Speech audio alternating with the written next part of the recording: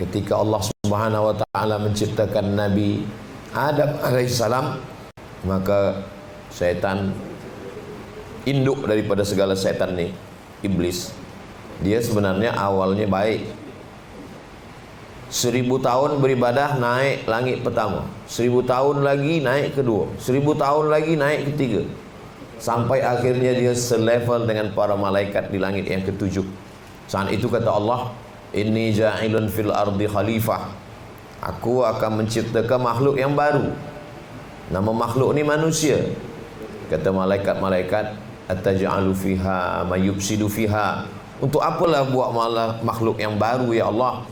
Wa nahnu nusabbihu bihamdika, kalau nak membuat makhluk yang baru yang bertasbih, kamilah memang selalu bertasbih memuji engkau.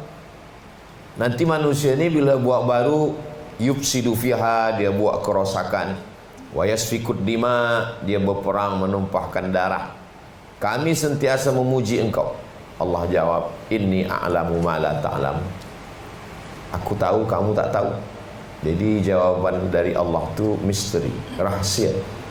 Allah tak bagi jawaban aku ciptakan dia begini-begini, tak. Tapi kata Allah, inni a'lamu, aku yang tahu, ma la ta'lamun, kamu tak tahu. Setengah ulama mengatakan, kalau aku ciptakan malaikat, dia bertasbih, memanglah dia bertasbih sebab dia tak ada hawa nafsu. Kalau aku ciptakan haiwan, dia buat salah terus sebab dia tak ada akal. Tapi makhluk yang baru ni luar biasa. Dia ada nafsu, dia ada akal. Bila dia tundukkan nafsu dia, dia ikut akal dia, dia lebih mulia daripada malaikat. Mana bukti makhluk yang baru ni lebih mulia dari malaikat? Allah suruh semua makhluk, wa idh qulna lil malaikati isjudu, wahai semua malaikat bersujudlah kamu. Fasajadu, semuanya bersujud, illa iblis. Iblis tak nak bersujud. Manakala Allah tanya, kenapa kamu tak mau bersujud? Ma mana'aka alla tasjuda li Adam, wahai iblis, kenapa kamu tak mau bersujud? Kata dia, khalaqtani min tin, kau ciptakan aku dari tanah.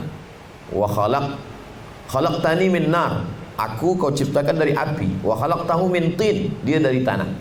Ana khairum minhu, aku lebih baik daripada dia. Masa itulah Allah murka, kata Allah, malaka anta takabbara fiha, engkau tak layak berlaku sombong, angkuh, merasa diri besar. Innaka minas saghirin, engkau kecil. Ukhruj, keluarlah daripada surga. Lalu kemudian sebelum keluar tu dia berkata, aku keluar tapi bagi aku masa. Anzirni ila yaumi yub'atsun, panjangkan umur aku sampai hari kiamat. Kata Allah Ta'ala, innaka minal munzarin, engkau aku bagi masa sampai hari kiamat, kau tak akan mati-mati. Jadi yang mati itu adalah syaitan. Syaitan ada umur dia boleh mati, sedangkan iblis dia tak mati. Memang sudah janji manakala dia meminta kepada Allah Subhanahu wa Ta'ala. Kemudian dia berkata, la'atiyannahum min baini aidihim, aku akan datangi anak cucu Adam itu dari hadapan, wa min khalfihim, dari belakang, wa an aymanihim, dari kanan, wa an syama'ilihim, dari kiri, wala tajidu aktsarahum syakirin, dan kebanyakan mereka itu tidak bersyukur kepada engkau. Jadi apa yang kita tengok hari ini sebenarnya adalah awal asal muasal daripada cerita kisah dua makhluk yang saling. Nanti manakala kamu dua-duanya turun ke bumi, kamu saling bermusuhan, yang satu mengajak kepada kebaikan, yang satu sentiasa mengajak kepada keburukan, sampailah akhirnya mati menghadap Allah. Mudah-mudahan kita selalu menang melawan bisikan-bisikan syaitan ini. Termasuklah kenapa kita jaga subuh. Yang pertama kita sebut nama Allah, alhamdulillahilladzi ahyana ba'da ma amatana wa ilaihin nusyur. Bila kita sempatkan beberapa saat sebelum subuh, seelok-eloknya sepertiga malam, pukul 1, pukul 2, tapi andai pun tidak, menjelang subuh kita sempatkan lagi, kuatkan hati kita dengan sembahyang sunat wudu, selepas tu sembahyang sunat taubat, selepas tu sembahyang sunat tahajud, selepas tu sembahyang sunat hajat, selepas tu sembahyang sunat witir. Andai tak dapat, maka paling tidak 2 rakaat tahajud pun jadi. Lalu kemudian qabliyah subuh, lalu kemudian sembahyang subuh. Setiap waktu ni bergerak, kita pasti 5 kali waktu bergerak. Manakala terbit fajar, subuh. Manakala tergelincir matahari, zuhur. Manakala teduh sempurna, asar. Manakala tenggelam matahari, maghrib. Manakala sempurna malam, isya.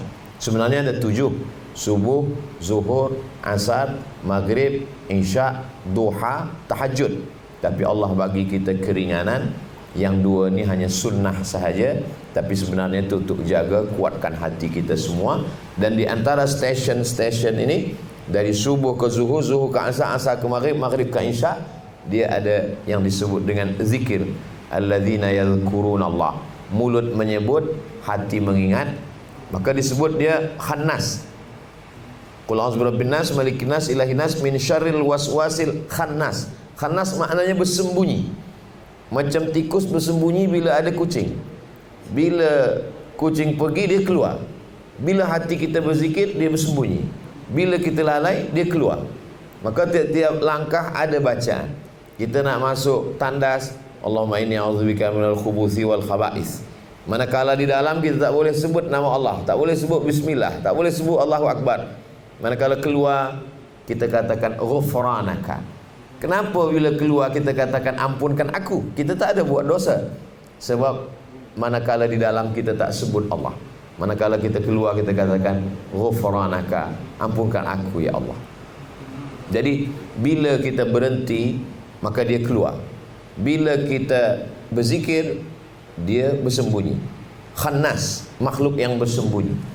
Dan dia berjalan, asyaitanu yamshi yajri majrad dam. Dia mengalir dalam aliran darah. Maka setiap jantung berdegup, jantung berdetak, darah mengalir, dia bekerja. Bila dia berhenti, bila jantung berhenti berdetak, jantung berhenti mengalir, dia berhenti bekerja. Makanya orang tidur, dia tak bekerja. Orang yang pengsan, orang yang mati. Madamat arwahuhum fi ajsadihim. Selama roh ada dalam jasad manusia, dia akan terus. Bila roh dah keluar, maka disitulah kita rehat. Jadi bila ada orang semasa hidup, dia kata, bilalah kita ni rehat daripada melawan bisikan ini, tak ada rehat. Sampai akhirnya kita husnul khatimah. Selama ni kita terus. Allah menolong. Walladzina jahadu fina, orang yang bermujahadah. Ada dia mujahadah dengan banyak sembahyang sunat, bermujahadah banyak puasa sunat, bermujahadah dengan segala amal, lanahdiyannahum subulana, maka kami akan tunjukkan jalan-jalan kami. Orang dia belum sembahyang, dia kata jangan sembahyang. Jangan sembahyang, tak usah sembahyang, tak ada guna sembahyang, tunggu sembahyang lepas tua. Bila kita sembahyang, dia ganggu dalam sembahyang. Dia kata handphone tadi yang lupa letaknya di sini, kunci tadi di sini, semua ada ini belum mati, ini pintu belum tertutup. Itu memang kerja dia. Bila kita lepas sembahyang, maka dia katakan sembahyang engkau yang paling khusyuk, engkau dah penghuni surga, yang lain tu penghuni neraka, engkau yang lebih mulia. Bila dia tak berhasil bisikkan manusia untuk buat jahat, dia bisikkan engkau paling baik. Jadi untuk ke saya, mungkin syaitan tak bisikkan ke saya nak buat riba, nak buat haram, tapi dia bisikkan engkaulah yang paling mulia Abdul Somad, amal engkau banyak, engkau lebih daripada orang lain. Jadi dia sentiasa ada cara-cara. Maka ulama menyebutnya talbis iblis. Talbis ni dia buat sesuatu yang orang sangka tak salah, tapi sebenarnya dia sedang buat salah.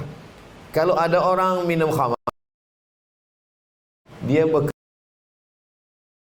kepada orang yang dah buat baik, itu lebih halus lagi daripada orang yang buat salah. Sebab orang buat salah, dia sedar dia salah. Tapi orang yang buat baik, macam saya sampaikan tazkirah, dalam hati mungkin saya rasa saya lebih baik. Padahal sebenarnya orang yang mendengar, yang beramal jauh lebih baik, lebih ikhlas, lebih tawaduk, lebih ridha, lebih qanaah. Maka suatu ketika Syekh Muhammad Mutawalli Sya'rawi bagi tazkirah. Masa bagi tazkirah, orang datang peluk, cium tangan, semua puji, semua muliakan. Lepas tu jalan balik, Syekh Sya'rawi minta kereta ni berhenti kejap. Lepas tu dia singgah masjid, dia masuk tandas, lama. Lepas tu dia balik, sahabat dia tanya, apa lama betul? Kata dia, aku tadi bersihkan tandas masjid yang kotor. Kenapa begitu? Sebab dalam hatiku aku ada rasa lebih mulia, dimuliakan orang, dicium orang tangan saya. Maka manakala saya bersihkan itu, saya nak rendahkan diri saya di hadapan Allah Subhanahu wa taala. Jadi kita memang ada cara-cara tertentu supaya kita boleh jaga hati kita. Ada amalan-amalan yang ada hanya kita dengan Allah saja yang tahu. Sebab mungkin amalan-amalan ni dah rosak disebabkan oleh sum'ah, disebabkan oleh riya. Riya menampakkan amal, sum'ah mendengar-dengarkan amal. Jadi bila saya nanti menghadap Allah SWT, kata Allah, kata malaikat, amal kau ni dah nampak orang ramai Abdul Somad. Pahala tazkirah kau mungkin sudah tak ada lagi, dah dihabiskan oleh viewer, follower dan subscriber. Mesti ada satu amalan yang saya simpan antara saya dengan Allah Subhanahu wa taala. Apa amalan tu? Kita tak bagi tahu, sebab kita bagi tahu nanti orang puji sehingga hilang dia. Jadi sampai bila kita ini terus bermujahadah sampai menghadap Allah Subhanahu wa taala. Saya dimaklumkan bagi tazkirah ni 45 minit. Biasa 1 jam. Ini 45 menit. Lama saya berfikir dari mana waktu 40 minit. Mungkin waktu perjalanan dari Lumut ke KL tadi. Lepas tu kita ada soalan jawab. Yang boleh saya jawab, saya jawab. Yang tak boleh saya jawab, syaitan berbisik, jawab ajalah Abdul Somad. Betul tak betul orang tak tahu. Tapi Imam Malik bin Anas, guru Imam Syafi'i, pendiri pengasas mazhab Maliki, ditanya 48 soalan, tak sampai setengah dia jawab. Yang lain dia jawab wallahu a'lam bissawab. Hari ini bila ada ustaz jawab wallahu a'lam, esok orang akan tanya, itu ustaz apa? Itu ustaz wallahu a'lam. Saya boleh jawab. Kenapa Ustaz Somad bila kami tonton di YouTube tu semua dia jawab? Sebab yang saya tak boleh jawab tak di-upload. Itulah maka orang tak tahu. Jadi sebenarnya banyak juga soalan-soalan yang saya tak jawab. Sebab yang maha tahu hanya Allah Subhanahu wa ta'ala.